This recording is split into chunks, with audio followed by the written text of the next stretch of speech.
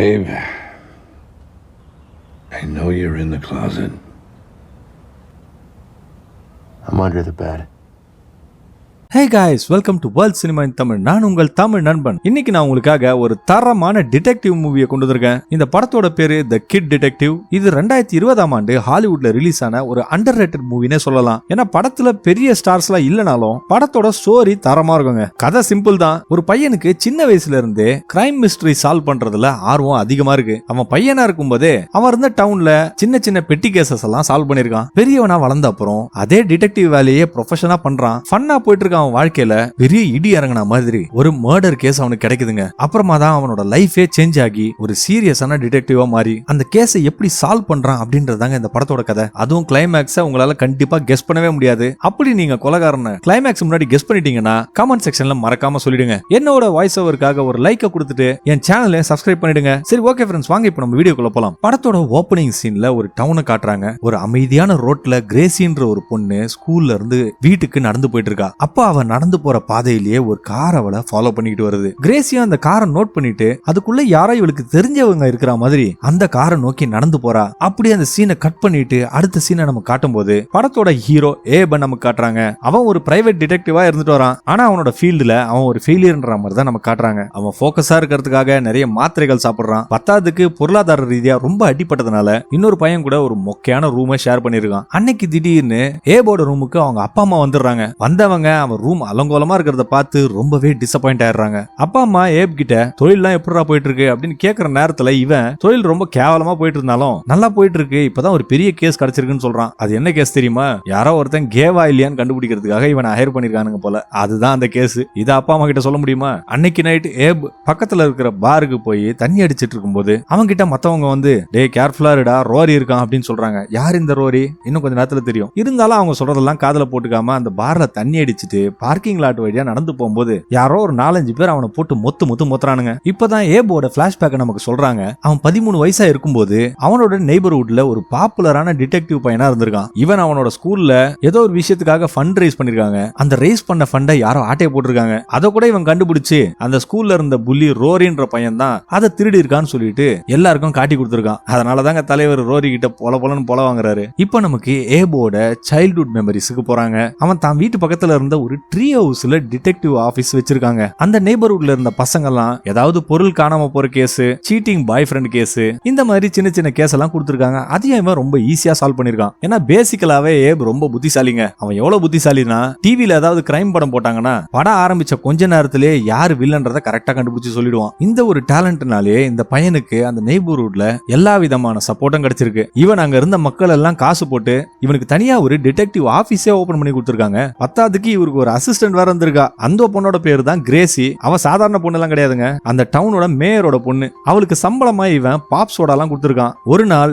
ஏபோட school principal Arvin அவனை கூப்பிட்டு அவங்க ஸ்கூல்ல ஃபண்ட் ரைஸ் பண்ண காசை யாரோ திருடிட்டாங்கன்னு சொன்ன உடனே இவனும் அதை ஏற்கனவே சால்வ் பண்ணிட்டு இருக்கான். அது ரோரின்னு அந்த பிரின்சிபல் கிட்ட சொல்லிடுறான். இவன் அந்த லோக்கல்ல இருந்த போலீஸ்காரங்களே இவனோட ஆபீஸ்க்கு வந்து சின்ன சின்ன கேஸ் எல்லாம் சால்வ் பண்றதுக்கு இவன் கிட்ட ஐடியா கேட்டு சால்வ் பண்ணிருக்காங்க. ஆனா இவனோட புகழ் எல்லாமே ஒரே நாள்ல மாயமா மறைஞ்சிருச்சுங்க. என்னைக்குனா இவனோட அசிஸ்டன்ட் கிரேசி ஸ்கூல்ல இருந்து ரிட்டர்ன் வரும்போது காணாம போனால அன்னைக்குதான். அந்த பொண்ணு திடீர்னு காணாம போன விஷயத்தை கேட்டு அந்த டவுன் வாசிங்களும் ரொம்பவே ஷாக்ல இருக்காங்க. பல வாரங்கள் கழிச்சும் அந்த பொண்ணை போலீஸ்காரங்களால கண்டே பிடிக்க முடியல. இதனால அந்த மக்கள் ஏபு பக்கம் திரும்பி அவன் இந்த கேஸை சால்வ் பண்றதுக்காக கேக்குறாங்க. இவனும் அவனுக்கு கிடைச்ச சின்ன சின்ன க்ளூஸ் எல்லாம் வச்சு அந்த கேஸை சால்வ் பண்ணலாம் நினைக்கிறான். ஆனா அவனோட முயற்சி எல்லாமே வீணா போயிடுது. கடைசி வரையும் யாராலையும் கிரேசியை கண்டுபிடிக்க முடியல. இதோட ஏபோட சைல்ட்ஹுட்ட க்ளோஸ் பண்றாங்க. அன்னையில இருந்து அவனோட வாழ்க்கையில எல்லாமே தோல்வியா தாங்க அமைஞ்சிட்டு வருது. மறுபடியும் நமக்கு பிரசன்ட காட்டும் போது நல்லா ஏப் தூங்கிட்டு இருக்கான். அப்போ அவனோட புது அசிஸ்டன்ட் கால் பண்ணி எங்க இன்னும் வேலைக்கு வரலையா, டைம் ஆயிடுச்சுப்பா அப்படின்னு சொன்ன உடனே அவனும் கிளம்பி ஆபீஸுக்கு போறான். என்னதான் போன ராத்திரி அவன் ரோரி கிட்ட இருந்து கும்மாங்குத்து வாங்கினாலும் அந்த வழியெல்லாம் தாங்கிட்டு அவன் ஆபீஸ் போயிட்டு இருக்கும்போது அவன் டவுன்ல இருக்கிற எல்லாருமே அவனை ஒரு ஃபெயிலியர் மாதிரி தான் பாக்குறாங்க. ஆபீஸ்க்கு போன ஏபோ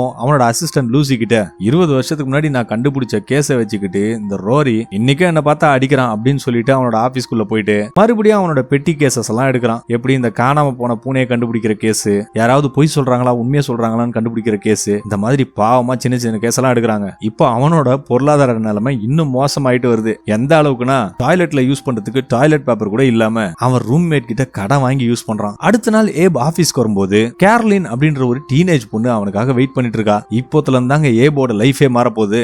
வழக்கம் போல ஏதாவது மொக்கையான கேஸா தான் இருக்கும்னு நினைச்சுக்கிட்டு ஏபோ அந்த பொண்ணு கிட்ட பேச ஆரம்பிக்கும் போதுதான் தெரியுது அந்த பொண்ணு ஒரு பயங்கரமான கேஸ கொண்டு வந்திருக்கானு. அவளோட பாய் ஃப்ரெண்ட் பேட்ரிக்ன்ற பையனை கொடூரமா கொலை பண்ணிருக்காங்க.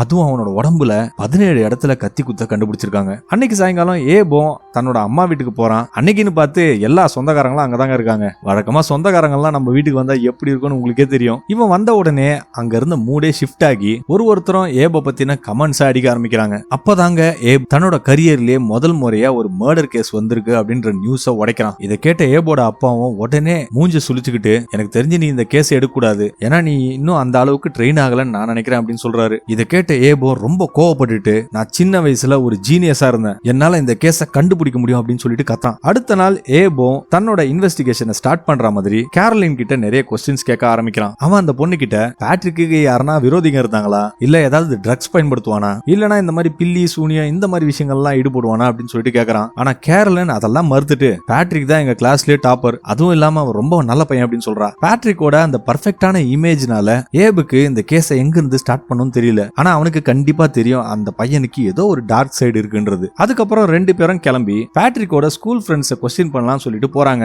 அவங்க பேட்ரிக்கோட ஃப்ரெண்ட் கால்வின்ற ஒரு படிப்ஸ் பையனை கேள்வி கேட்க ஆரம்பிக்கிறாங்க. ஆரம்பத்துல அந்த பையன் பேட்ரிக் எப்படி மாற்றுத்திறனாளிகள் கிட்ட நல்ல விதமா நடந்துக்க மாட்டான் அப்படின்னு சொல்லி ஆரம்பிக்கிறான். அதுக்கப்புறம் தான் அவன் அவங்க ரெண்டு பேரும் ஷாக் ஆகிற மாதிரி ஒரு விஷயம் சொல்றான். பேட்ரிக்கு கேரலின் இல்லாம இன்னொரு கேர்ள் ஃப்ரெண்ட் இருந்திருக்கான்றத சொல்றாங்க. அது மட்டும் இல்லாம அந்த பொண்ணோட நியூட் பிக்சரை வேற அந்த பையன் லாக்கர்ல வச்சிருந்திருக்கானா. அந்த போட்டோல அந்த பொண்ணு ஒரு புலியோட மாஸ்க் மட்டும் தான் போட்டு இருந்திருக்கா போல. இதை கேட்ட கேரளனும் நம்ப முடியாம பேட்ரிக் நல்ல பையன் சொல்லிட்டு இருக்கும்போது கேல்வின் அவகிட்ட, நீ நம்புனா நம்பு, நம்பா கட்டிப்போ, இதுதான் உண்மை அப்படின்னு சொல்றான். அன்னைக்கு சாயங்காலம் ஏபும் கேரலினும் ஒரு ரெஸ்டாரண்ட்ல சாப்பிட்டுட்டு இருக்கும்போது கேரலினுக்கு இன்னும் அந்த விஷயத்துல இருந்து மீள முடியாம ஷாக்ல இருந்துட்டு இருக்கா. அவ ஏப் கிட்ட, பேட்ரிக் மத்த பசங்க மாதிரி கிடையாது, அவன் ரொம்ப டிஃபரெண்டான பையன், அவனுக்கு ஒரு விசித்திரமான பழக்கம் இருந்தது, எப்பவுமே என்னோட லாக்கர்ல ஆரிகாமிஸ் எல்லாம் பண்ணி வைப்பான் அப்படின்னு சொல்றா. ஆரிகாமினா அந்த சைனால பேப்பர் வச்சு பொம்மைங்க எல்லாம் பண்ணுவாங்களா, அதுதாங்க. ஏபோம் கேரலின் கிட்ட, சரி அவன் பண்ணி வைப்பான்னு சொல்ற, அது அவன் தான் விக்கிறான்றது உனக்கு எப்படி தெரியும்னு கேட்கும்போது, எப்படி தெரியும்னா ஸ்கூல்லயே அவன் ஒருத்தன் தான் ஏசியன் பையன், அதனால நான் சொல்றேன் அப்படின்னு சொல்றா. என்னதான் பேட்ரிக் இன்னொரு கேர்ள் ஃப்ரெண்ட் கூட இருந்தான்ற விஷயத்தை இவ தெரிஞ்சுக்கிட்டாலும் அவனை கொலை பண்ணவங்களை கண்டுபிடிக்கணும்னு தீர்மானமா இருக்கா. அதனால இவங்க ரெண்டு பேரும் இன்வெஸ்டிகேஷனை தொடர ஆரம்பிக்கிறாங்க. இதனால அன்னைக்கு ராத்திரி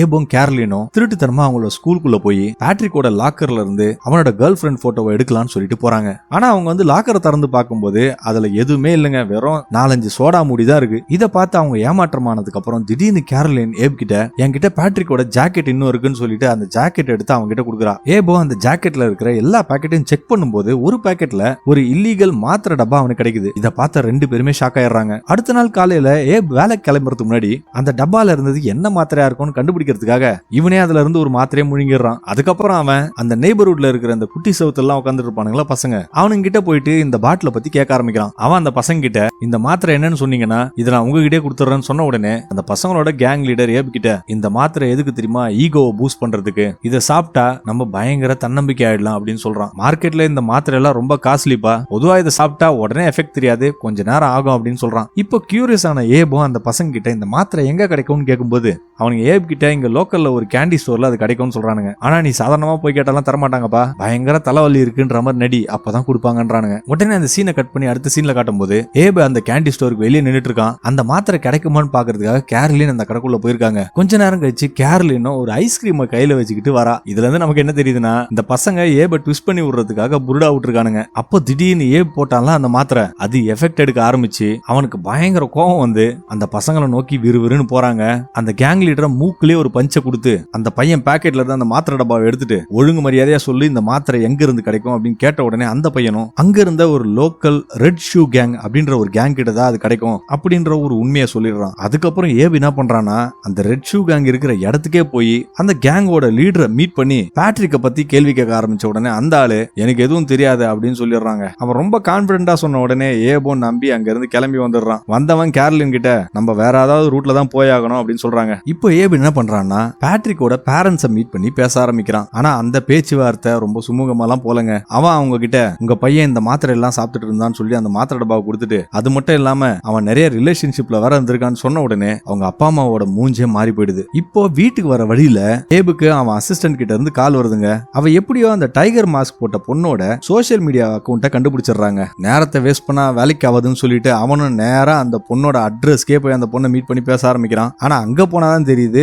அந்த பொண்ணு பேட்ரிக்கை விட பல மடங்கு வயசு அதிகமானவன்றது. அப்பதாங்க அந்த பொண்ணு ஒரு ஷாக்கிங்கான விஷயத்த சொல்றா. அந்த ரெட் ஷூ கேங்கால பேட்ரிக்கு எந்த ஆபத்தும் கிடையாது. இன்ஃபேக்ட் அவங்க பேட்ரிக்கை யூஸ் பண்ணிக்கிட்டாங்க. மேட்டர் என்னன்னா அந்த ஸ்கூல்ல நிறைய பேருக்கு அந்த ட்ரக் ப்ராப்ளம்ஸ் இருந்ததுனால ஸ்கூல் அட்மினிஸ்ட்ரேஷன் அந்த ஸ்கூல் பசங்களோட எல்லா லாக்கர்ஸையும் அப்பப்போ செக் பண்ணிருக்காங்க. ஆனா பேட்ரிக் மாதிரி ரொம்ப நல்லா படிக்கிற பசங்களை அந்த ஸ்கூல் அட்மினிஸ்ட்ரேஷன் சந்தேகப்பட்டதும் கிடையாது. அந்த மாதிரி பசங்களோட லாக்கர்ஸையும் ஓபன் பண்ணது கிடையாது. சோ இந்த விஷயத்தை பயன்படுத்தி தான் அந்த ரெட் ஷூ கேங் பேட்ரிக் மூலமா ட்ரக்ஸ் எல்லாம் சப்ளை பண்ணிருக்காங்க. இந்த உண்மையை தெரிஞ்சுக்கிட்டு ஏபும் பேட்ரிக் எவ்வளவு கேவலமானவனா இருந்திருக்கான்றத நினைச்சு வருத்தப்படுறாங்க. அட்லீஸ்ட் அவனுக்கு அந்த கேங் பேட்ரிக்க கொல்லலன்ற விஷயம் மட்டும் தெரிஞ்சிடுது. இப்போ ஏப் அந்த ஸ்கூலுக்கு போய் பிரின்சிபல் எர்வினை மீட் பண்றான். அவரை மீட் பண்ணி பேசினாலாவது பேட்ரிக்க பத்தின பாஸ்ட் விஷயத்தை ஏதாவது தெரிஞ்சுக்கலாமான்னு சொல்லி போறாங்க. ஆனா அந்த ஆளு பேட்ரிக்க பத்தின எந்த ஒரு பெரிய தகவலும் கொடுக்குற மாதிரி தெரியல. ஆனா ஒரு விஷயம் மட்டும் அவர் சொல்றாரு. கால்வின் அவர்கிட்ட பேட்ரிக் ஏதோ தப்பான விஷயம் இந்த ஸ்கூல்ல பண்ணிட்டு இருக்கான்ற சொன்னதை ஏபு கிட்ட அந்த ஆள் சொல்றாருங்க. இதை கேட்ட ஏபுக்கு ஒரு ஐடியா வருது. ஒருவேளை பேட்ரிக்க பத்தி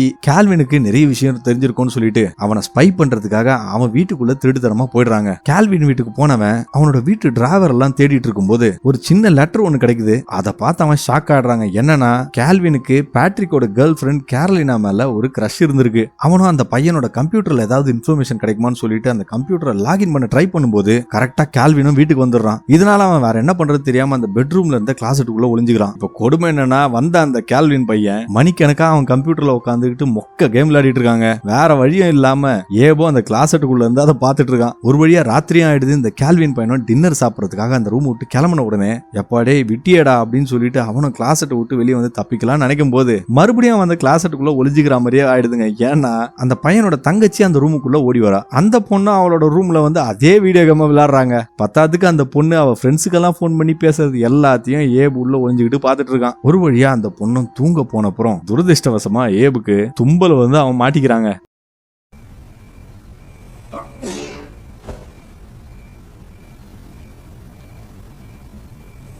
உடனே அந்த சீனை கட் பண்ணி அடுத்தது போலீஸ் ஸ்டேஷனை காட்டுறாங்க. ஆனா அதிர்ஷ்டவசமா சின்ன வயசுல ஏப் ஹெல்ப் பண்ண அந்த போலீஸ் ஆபீசர் அவனுக்கு ஹெல்ப் பண்ணி இங்க பாரு எப்படியோ நான் உன்னை வெளியே எடுத்துட்டேன், இனிமே இந்த மாதிரி வேலையெல்லாம் செஞ்சுக்கிட்டு தெரியாதா அப்படின்னு சொல்லிட்டு வார்ன் பண்றாரு. அது மட்டும் இல்லாம இந்த டிடெக்டிவ் தொழில் எல்லாம் தூக்கி போட்டுட்டு ஏதாவது உருப்படுற வழியை பாருன்னு சொல்றாருங்க. அன்னையில இருந்து ஏபுக்கு வாழ்க்கை திருப்பியும் தலைகீழா மாற ஆரம்பிக்குது. இவன் இந்த போலீஸ் கிட்ட மாட்டின விஷயம் வேற, அங்க இருந்த லோக்கல் நியூஸ் பேப்பர் எல்லாம் வந்துருது. இதனால அவன் பயங்கரமான டிப்ரெஷன் ஸ்டேட்டுக்கு போய் குடிக்கும் போதைக்கும் அடிமையாடுறான். பத்தாவதுக்கு அவனோட டிடெக்டிவ் வேலையும் அவன் நிறுத்திடுறான். கேரலின் கிட்ட இருந்து கண்டினியூஸா போன் வருது, அதையும் அவன் அட்டென்ட் பண்ண மாட்டான். ஒரு நாள் காலையில கேரலின் ஏபோட வீட்டு வாசலுக்கே வந்துட்டு யாரோ அவளோட லாக்கருக்குள்ள ஒரு ஆர்கியாமியை வச்சிருக்காங்கன்ற விஷயத்த சொல்றாங்க. இதை கேட்ட ஏபு ரொம்ப ரியாக்ஷன்லாம் எதுவுமே காட்டாம அது வச்சது அந்த கேல்வின் பையனாதான் இருக்கும். அந்த பையன் உன்னை சீக்கிரட்டா லவ் பண்றான்னு சொல்லிட்டு அவன் வீட்டுல இருந்து எடுத்தான்ல ஒரு லெட்டர், அதை கேரலின் கையில கொடுத்துறாங்க. நாட்களும் செல்ல ஆரம்பிக்குது. ஏபோட அந்த போதை பழக்கம் இன்னும் மோசமாயிட்டே வருது. அவன் தன்னோட மொத்த டைமையும் குடிக்கும் போதைக்குமே ஸ்பெண்ட் பண்ண ஆரம்பிக்கிறாங்க. ஒரு நாள் காலையில ஏப் ஒரு பெரிய குப்பை தொட்டில இருந்து எழுந்துக்கிறாங்க.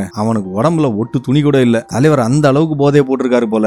கொஞ்ச நேரம் கழிச்சு ஏபுக்கு கேரலின் கால் பண்ணி என்ன வர சொல்லிட்டு நீ எங்க போன, நான் வீட்டு வாசல்ல தான் நிக்கிறேன் அப்படின்னு சொன்ன உடனே இவன் யோசிச்சு பாக்குறான். தலைவர் நேத்து நைட்டு போதையில அந்த பொண்ணு கிட்ட நீ வா உன் கேஸை நான் எப்படியாவது சால்வ் பண்றேன்னு சொல்லிருக்காரு போல. சரி இப்படியே போனா வேலைக்கு ஆகாதுன்னு சொல்லிட்டு ஏபும் மறுபடியும் அந்த கேஸை நடத்துறதுக்காக கேரலினோட வீட்டுக்கு போறான். வீட்டுல அந்த பொண்ணு கிட்ட ஏப் தன்னோட வாழ்க்கை ஏன் இந்த மாதிரி மோசமாயிடுச்சுன்ற விஷயத்த சொல்லி ரொம்ப ஃபீல் பண்றாங்க. அதுக்கப்புறம் ரொம்ப வாரங்கள் கழிச்சு இப்பதாங்க அவன் ஆபீஸுக்கே ஃபர்ஸ்ட் வரான். திறந்து பார்த்தா ஆபீஸ் முழுக்க அலங்கோலமா இருக்கு. விஷயம் என்னன்னா ஏபோட அசிஸ்டன்ட் லூசி இவன் பல நாளா வராதனால அவ ஃப்ரெண்ட்ஸ் எல்லாம் அந்த இடத்துல கூட்டிட்டு வந்து பயங்கரமா அரட்டடிச்சிருக்கா போல. அப்பதான் ஏபோட டேபிள்ல கேரலின் அந்த ஆர்கியாமியை வச்சுட்டு போறத பார்த்துட்டு அந்த பேப்பரையும் அவன் பிரிச்சு பார்க்கும்போது தாங்க அவன் கண்ணு அப்படி பிரகாசமா ஓபன் ஆகுது. ஏன்னா அவன் இதே டிசைனை ஏற்கனவே எங்கேயோ பார்த்திருக்கிறதா அவனுக்கு ஞாபகம் வருது. இதனால நேரா அவன் அவங்க அம்மா வீட்டுக்கு போய் அவன் கிரேசிய பத்தி இன்வெஸ்டிகேட் பண்ணால சின்ன வயசுல அந்த பழைய டாக்குமெண்ட்ஸ் எல்லாம் எடுத்து செக் பண்றாங்க. அதுக்குள்ள இதே மாதிரி சேம் பேட்டர்ன்ல மடிக்கப்பட்டிருக்கிற ஒரு பேப்பரை அவன் கண்டுபிடிக்கிறான். இப்பதாங்க அவனுக்கு ஒரு ஷாக்கிங்கான விஷயம் தெரியுது. கிரேசிய கடத்தின அதே ஆளுதான்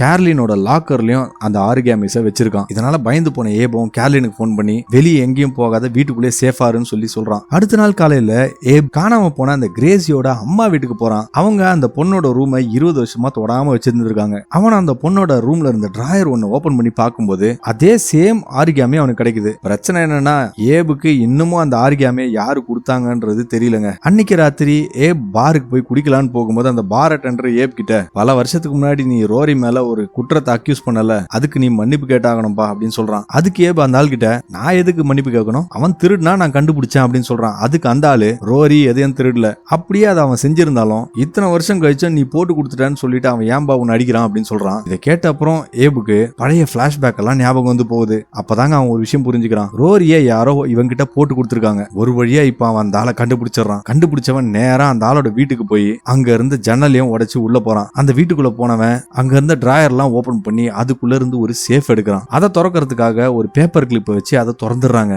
அதுக்குள்ள பேட்ரிக்கோட 2வது கேர்ள் ஃபிரெண்டோட போட்டோ அவனுக்கு கிடைக்குது. அதான் அவன் பார்த்துக்கிட்டே இருக்கிற சமயத்துல அந்த வீட்டு ஓனரும் வந்துடுறாரு. இதனால அவன் பயந்து போய் அந்த பெட்டு கடியில ஒளிஞ்சுக்கிறான். ஆனா கேர்லெஸ்ஸான ஏப் அந்த பேப்பர் கிளிப்பை கீழே போட்டுடுறாங்க. அந்த ஆள அதை எடுத்துறான். Abe, I know you're in the closet. I'm under the bed. அடுத்த சீன்ல ஏப் ஃபேஸ் டு ஃபேஸ் அந்த கொலகாரம் முன்னாடி உட்காந்து பேசுறாங்க. அந்த கொலகாரம் யாரே இல்லைங்க, அந்த ஸ்கூலோட பிரின்சிபல் எர்வின் தான். அப்போ ஏப் அந்த ஆள் கிட்ட அந்த காசு திருடின விஷயத்துல நான் தப்பா ரோரி மேல பழி போட்டேன், அதுவும் நீங்க கொடுத்த தப்பான இன்ஃபர்மேஷனை வச்சுதான். அதுக்கப்புறம் ஒரு வாரம் கழிச்சு தான் கிரேசியும் காணாம போனா. அன்னைக்கு எனக்கு வந்த தோல்வியோட காரணத்தினாலதான் நான் இன்னும் பயங்கரமா யோசிக்க ஆரம்பிச்சேன். அதுக்கு நான் உங்களுக்கு தான் தேங்க்ஸ் சொல்லணும்னு சொல்றான். அவன் அந்த ஆள் கிட்ட பேட்ரிக்கோட லாக்கர்ல இருந்த அந்த டைகர் மாஸ்க் போட்ட பொண்ணோட போட்டோ எப்படி உங்க வீட்டுக்கு வந்தது, எனக்கு தெரியும் உங்களுக்கு கேரளின் மேல ஒரு கண்ணுன்னு, அதனாலதான் அந்த பொண்ணு அவளா இருக்கும்னு நினைச்சு எடுத்துட்டு வந்திருக்கீங்க. எங்க உங்க 2 பேருக்கு நடுவுல பேட்ரிக் வந்துருவானு பயத்துல நீங்க பேட்ரிக்க கொலை பண்ணிருக்கீங்க. இதுல இருந்தே தெரியுது நீங்க சின்ன பசங்க மேல எல்லாம் வக்கரத்தை காட்டுற ஒரு பெடோஃபைல் அப்படின்றது. நம்ம மாட்டிக்கிட்டோம்னு தெரிஞ்ச எர்வினும் ஃபைனலா ஏபி கிட்ட உண்மையை சொல்றாரு. நான் தான் கிரேசியை கடத்தினேன், ஆனா எங்களோட குழந்தைய கொடுத்த அப்புறம் அவளால சர்வே பண்ண முடியல அப்படின்னு சொல்லிட்டு இன்னொரு ட்விஸ்டா எங்களோட பொண்ணு தான் கேரளின், அவளை வளர்க்க முடியாம நான் ஒரு சர்ச்சில் போட்டு வந்துட்டேன். அது மட்டும் இல்லாம நான் தான் பேட்ரிக்க கொன்னேன்னு ஒரு உண்மையை ஒத்துக்கிட்டு ஏப பார்த்து எப்படியோ நீ இந்த கேஸை சால்வ் பண்ணிட்ட, வாழ்த்துக்கள் அப்படின்னு சொல்றாரு. அதுக்கப்புறம் அந்த ஆளு ஒரு கத்தி எடுத்து ஏப தான் அட்டாக் பண்ண போறான்னு நினைச்சா, But now they'll know what we were capable of.